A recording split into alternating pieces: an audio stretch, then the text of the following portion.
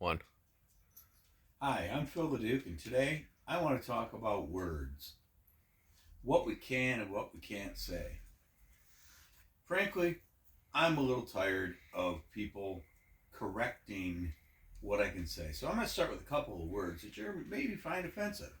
If so, it's because you're fucking stupid. Okay, the first is niggardly.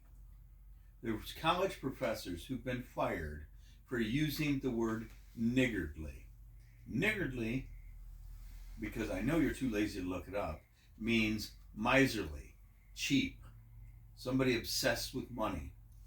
It has nothing to do with race. It has nothing to do with a racial epithet. It's a word that sounds like an offensive word. Now we live in a fucking society where you can't even use words that stupid people might think are offensive. For instance, retarded. That is a scientific term for stunted growth. It's come to be a business term. Our financial performance in the first quarter was retarded by a slower economy. It means it didn't grow as much as it should have, or that was expected, or fits the norm. Now, the fact that at one time that was referred to people who were mentally retarded. Was it an insult? No. It meant that the person, developmental intellectually, was slower than the norm.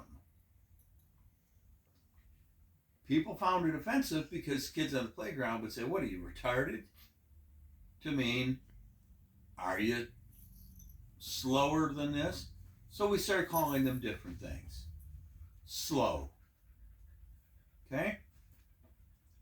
Then people say, "What are you, slow?" Doesn't matter how you couch the phrase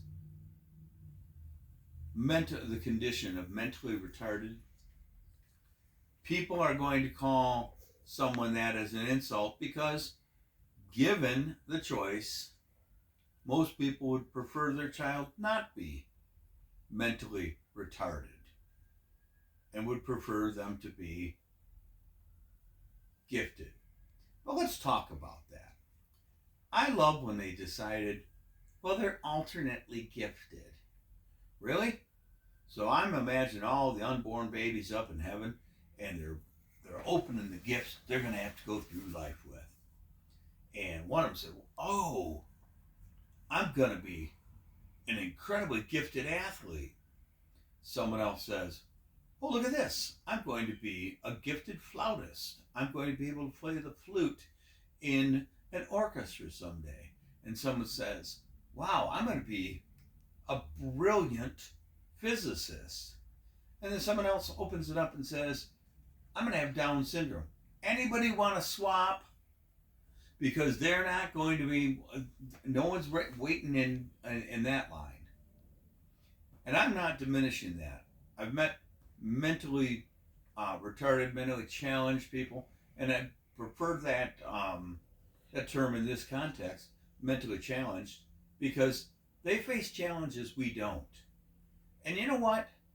When you say, "Well, he's not mentally retarded, I don't like that,"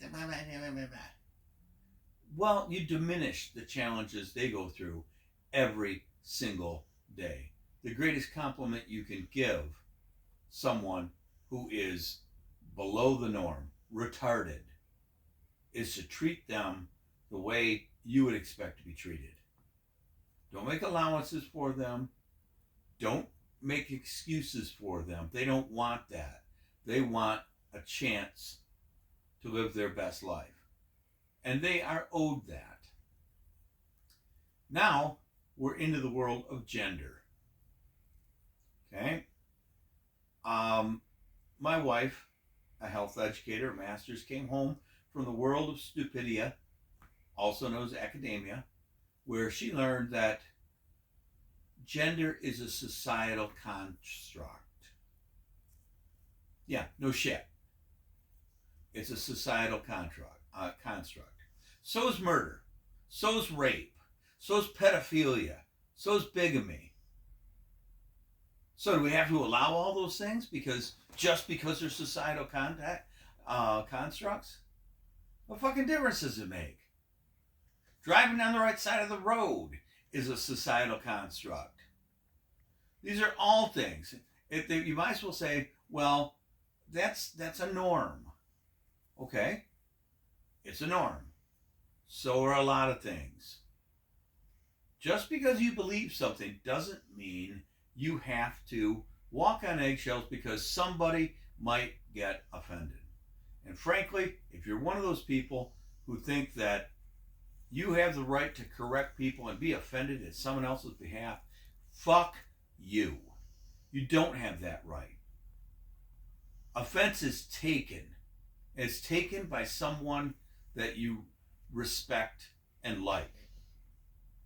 If somebody is driving down the road and you're walking and they say, hey, fuck you, you dumb asshole, ask yourself, am I a dumb asshole?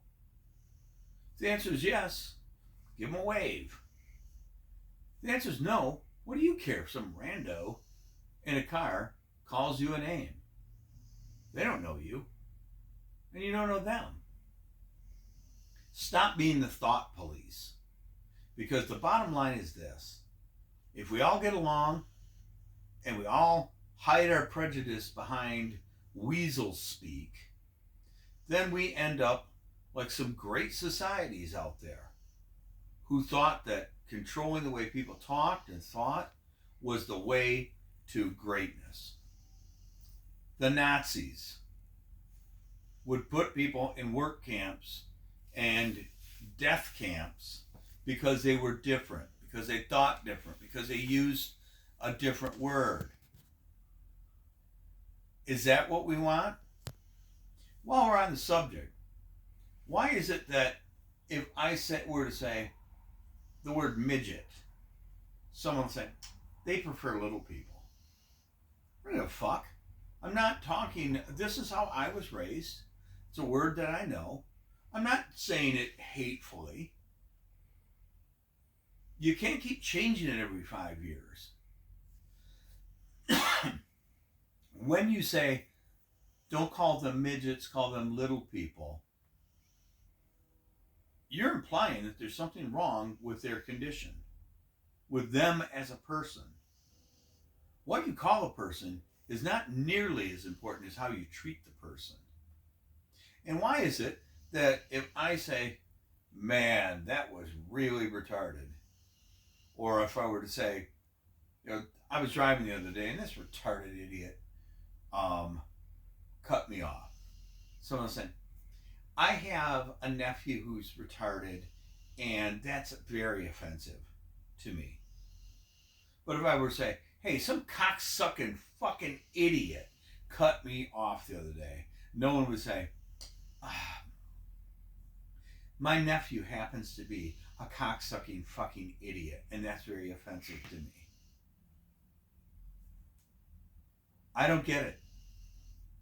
Why? I didn't call him that.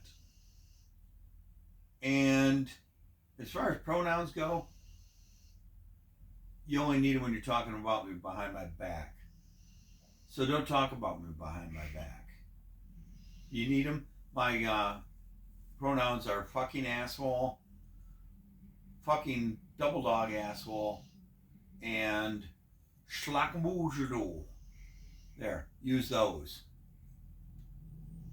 If we take all the context, all the tension and conflict out of our conversations with people, we end up with a homogenous society where no one ever says anything wrong. Pol Pot, leader of the Khmer Rouge, brought all the teachers and political dissidents, anyone who thought differently from him, into a center for re-education. He fed them, They promises of food, water, medicine, things they desperately needed. They came in. They were defeated. They came in. He killed them all. But he was left with people who didn't use words that he didn't approve of. Everyone worries about AI. Everyone's worried about big government. And I ask you, what's the difference if I have to kowtow and walk around eggshells and watch what I say because someone might be offended? If I offend you, fuck you. Do something about it. Take action. Don't whine and use weasel words. And for the love of all this fucking holy, if you work in academia, get your ass a real job. Work for a living for at least 2 years. See how it works out there. And then go back to teaching nonsense. That's it. I'm Phil the Duke. Keep sowing the seeds of discontent.